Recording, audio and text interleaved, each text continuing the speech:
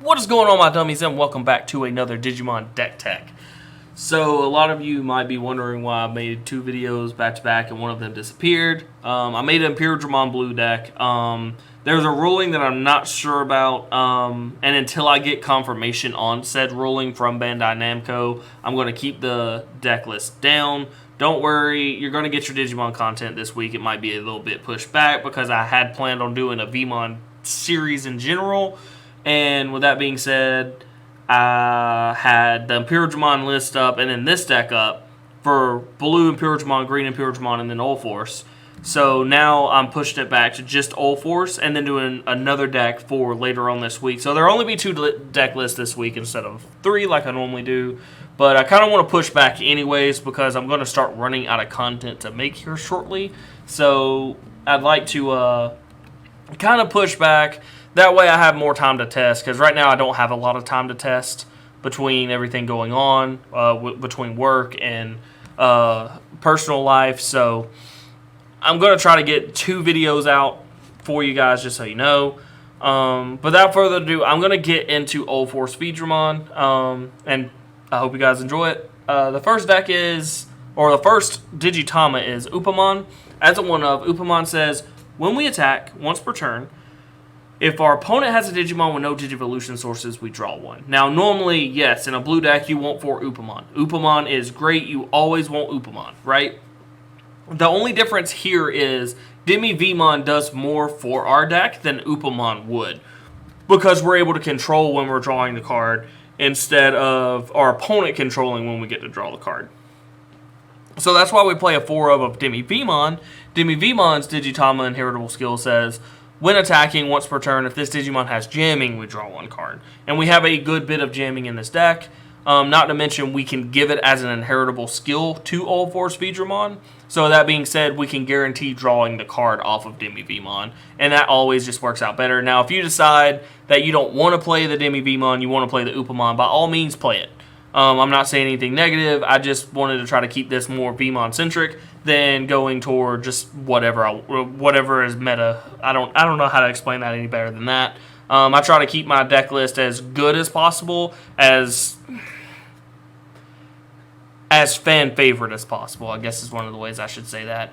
Moving forward, anyways, we have Elecmon. He is our generic vanilla for the deck for our level 3s. He's 2 to play normally, 0 to evolve, 3000 DP.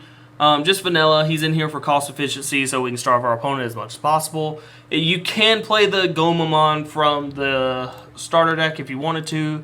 This Gorillamon here. They have the same exact stats. It just depends on which one you want to play. That's all it comes down to. Moving forward, we have Veemon. He's 3 to play normally.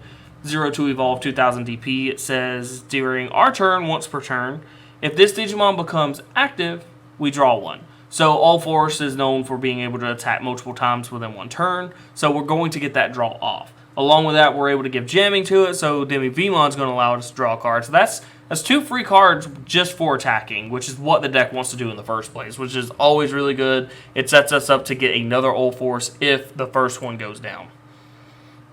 Moving forward, we have Veemon. Veemon is a Veemon from BT3. The first one was from BT2. This one is from BT3. He's 3 to play normally, 0 to evolve, 2000 DP. He just has jamming. So again, it works with a DemiVeemon. We have jamming. So when we swing with him, we get to draw 1 card, which is always really good because we can evolve into him and play like an Elecmon, right? Or play one of our Tamers, pass the turn. When it comes back to our turn, we can move the Veemon up and swing. We know it's not going to die to any Digimon that gets flipped over, and we get to draw an additional card to decide where we're going to go from there, which is always a really good idea. On top of which, he's not a bad card at all. I actually really like this Veemon. But anywho, we're going to move forward. We play a 3-of Gorillamon. He is a 6 to play normally, 1 to evolve, 6000 DP vanilla. Just a generic vanilla again. I like my generic vanillas, so yeah, we're just playing him. And I should note that I have a 3-of the Veemon 2 and a 3-of the Gorillamon. Now, normally I would play 12 level 3s, 12 level 4s. But in this deck, I'm only playing 11 of the 2. That being said, it's because I need room for optional cards. Because I play so many Tamers in the deck, I'm going to need to be able to use those Tamers to my fullest potential. And we needed to cut space. So, like, the consistency isn't gone. It's still there. It's just cut back just a little bit. So when you draw Tamers, it doesn't feel as bad in this deck. Other than, not like an Veedramon deck or playing Blue Flood, like top decking a Tamer would suck, right? When you would want the level 4 or the level 3 so you can use it for the Leopardmon. It's fine. Like, I promise you, it's fine ratio. I'm going to move forward. The next up is Veedramon. Veedramon is 6 to play normally, which is super expensive. 3 to evolve, which is super expensive. 6,000 DP. He says, when we attack during our turn, if we have a Tamer, we can make this card active. So basically, he allows us to swing, activate ourselves. So if we have the Veemon up under it, we're able to activate him, draw that card, and swing again. The next ability he has is one of the reasons I want to play this card. The next one is during both players' turns, if you have a blue Tamer, this Digimon gets 1,000 power. Now, when we have this under our Ulforce, it kind of makes it a little bit more difficult for our opponent to deal with our Ulforce. And that's one thing that we wanted to do with the deck. We don't want our opponent just being able to, like, attack over him. Now, if you found inconsistencies with the Veemon or the Veedramon and you wanted to take it down, you can take it down to 3 and just play 4 Gorillamon. That is completely fine too. I'm just going to keep it this way because I always love getting this ability off to be able to attack again and being able to give the 1,000 to Veedramon or UlforceVeedramon. So, moving forward, we have a level 4 or last level 4, which is Grizzlymon. He's 5 to play normally, 2 to evolve, 6,000 DP, blocker. When we attack with a -2 memory, just our generic blocker. Every deck needs them to slow our opponents down. So we're playing a 4 of the Grizzlymon. Moving forward a little bit more, we have a very awkward level 5 matchup. Normally, again, I would try to do 8 level 5s, but in this one I have 7 level 5s instead. I have Monzaemon, which is 5 to play normally, 2 to evolve, 6,000 DP, vanilla. Just generic, easy to go into if I have to, kind of thing. Nothing more really to say about that. Next up, we have Zudomon from BT1, the super rare. He's 7 to cost to play normally. 3 to evolve, 6,000 DP. Normally, we will be hard playing him. However, there are cases where you have to evolve into him, and it doesn't feel as bad as you think it does because he still does have an ability. He says when he's played, so that does not work on Digivolution. When he's played, draw 2 cards. Pretty good ability, especially whenever you can play him and then play Ulforce on top of him. The next ability is one of the reasons why you don't care if you have to put him in the middle of your evolutions. So his inheritable skill says, when we attack, if our opponent has a Digimon with no Digivolution sources, get 1 memory. This isn't once per turn. So Ulforce is able to attack, let's say it's able to attack 4 times in 1 turn. We're gaining 4 memory off of that because Zudomon allowed us to. That gets real dumb real quick. I can say that. I have done it. So if you end up enjoying it, I would say try to play some more, find some room, maybe cut the Monzaemons. I wouldn't want to because normally you want to hard play it. But when you do get the Zudomon, it feels so good. So good. But moving forward, we have our 4 of AeroVeedramon. This is one of the cores of the deck. He's 8 to play normally, 3 to evolve, 7,000 DP. He says, He says, when Digivolved, if you have a blue Tamer, one of your blue Digimon become active. So, like, let's say that we go ahead and have the Veedramon or the Veemon and the DemiVeemon over on the side. We can go evolve or attack with the Veemon, Digivolve into AeroVeedramon on another Digimon to active the Veemon to attack again. Of course, we won't be drawing the card, but it all will be jamming, which is also really good. His inheritable skill says, your turn. If this Digimon becomes active during your main phase, this Digimon gets jamming until the end of turn. So, this works with the DemiVeemon to be able to continually draw cards. Now, some things I do want to mention before I go any farther into the level 6s. This is super important with the DemiVeemon, right? But notice I said that there's a lot of jamming stuff in here because of the Veemon and the AeroVeedramon. some things that you can do, right? If you didn't want to play this Veedramon, you could play Frigimon if you wanted to. Frigimon is in set 1. I'm going to go ahead and pull him up now. But,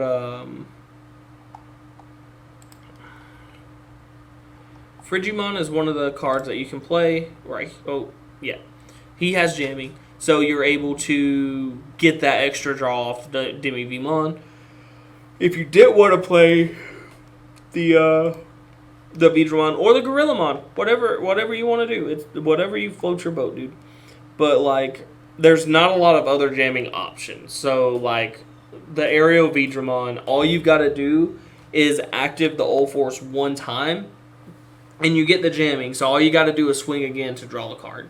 And like I said, if you decide that it's not enough for you for the DemiVeemon and you want to try something else, the Upamon is always there. The DemiVeemon can be the backup.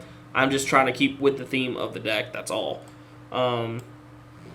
But yeah, pretty good card. I wouldn't say that you need to take the AeroVeedramons out. They're awesome, awesome cards. And Zudomon is too. Monzaemon's good for cheap efficiency, but the other two are just outstanding in the deck.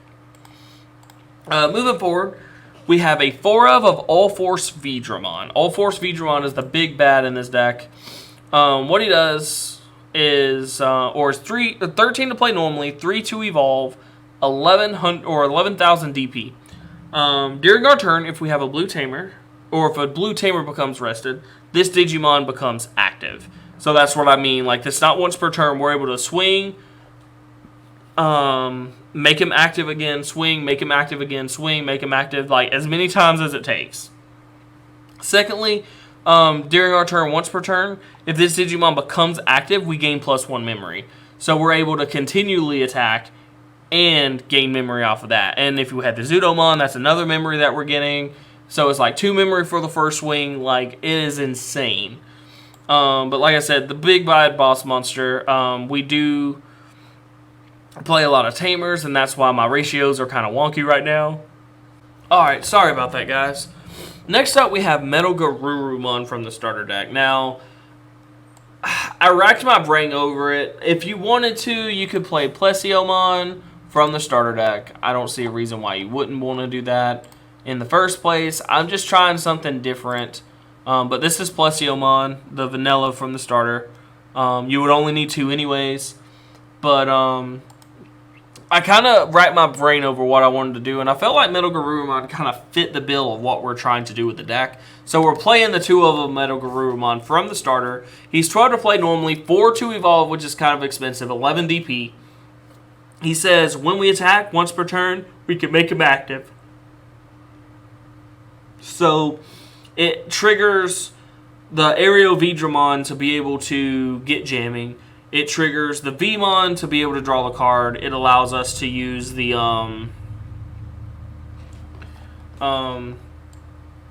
DemiVeemon if he's underneath with the AeroVeedramon. So it's not a bad option. Like I said, Plesiomon can be played if you need to play it. But like, I just wanted to try this out. I recommend you try it out because I did.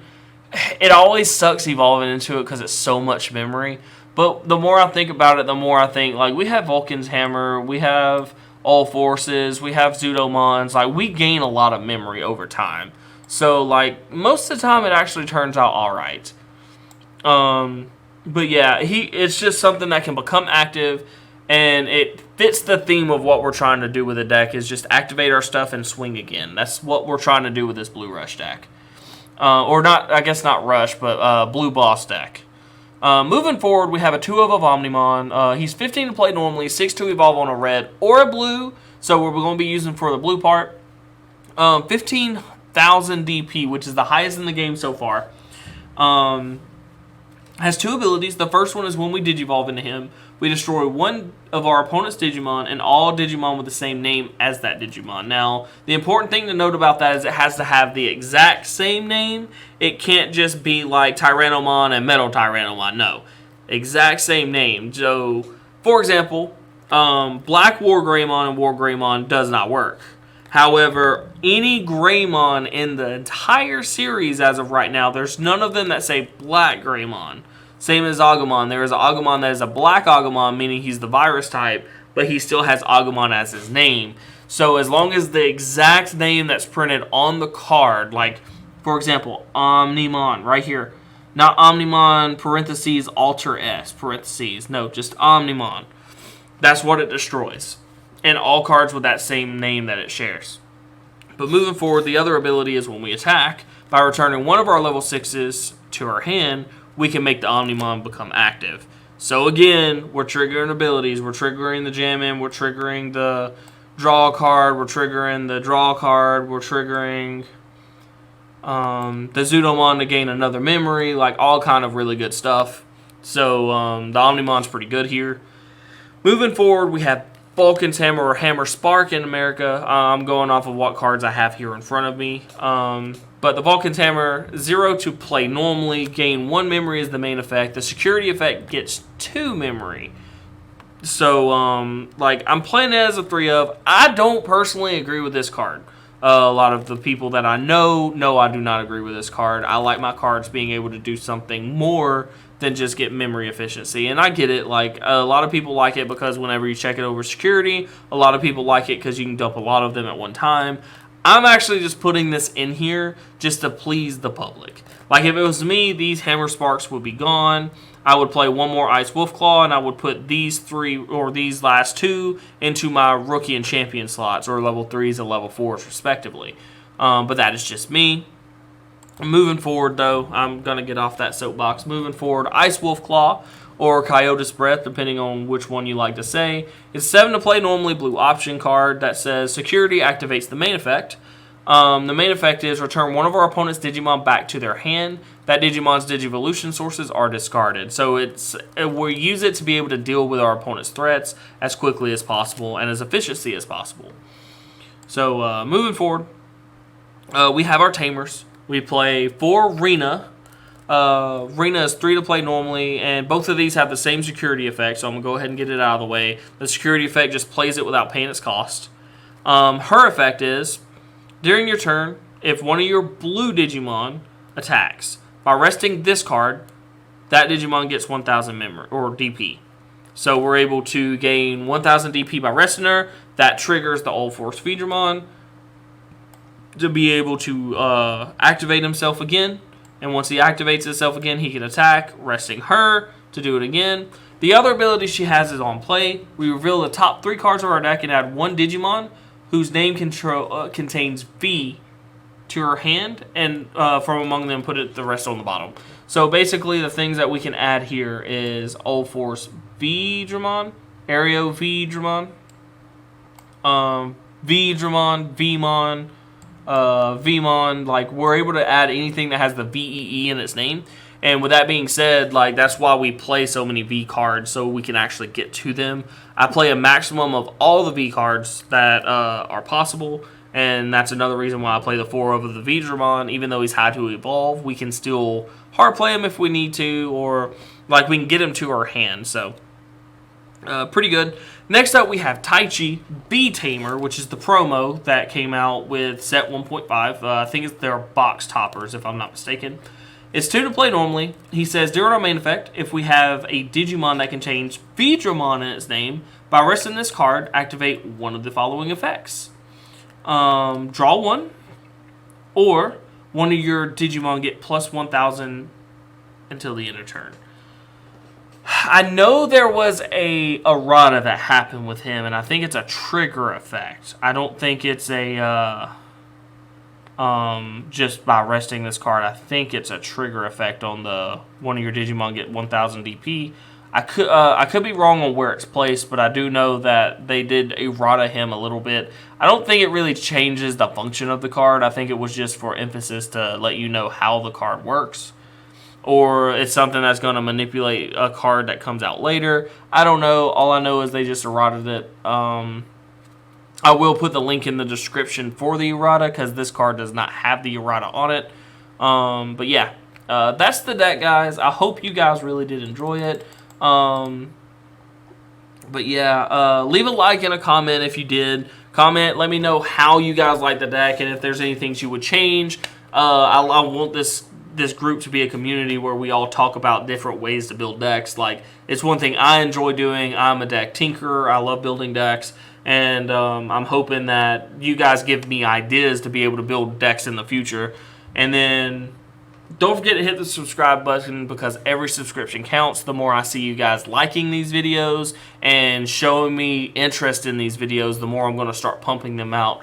The more information I'm able to give, the more I want to start doing gameplay of these decks.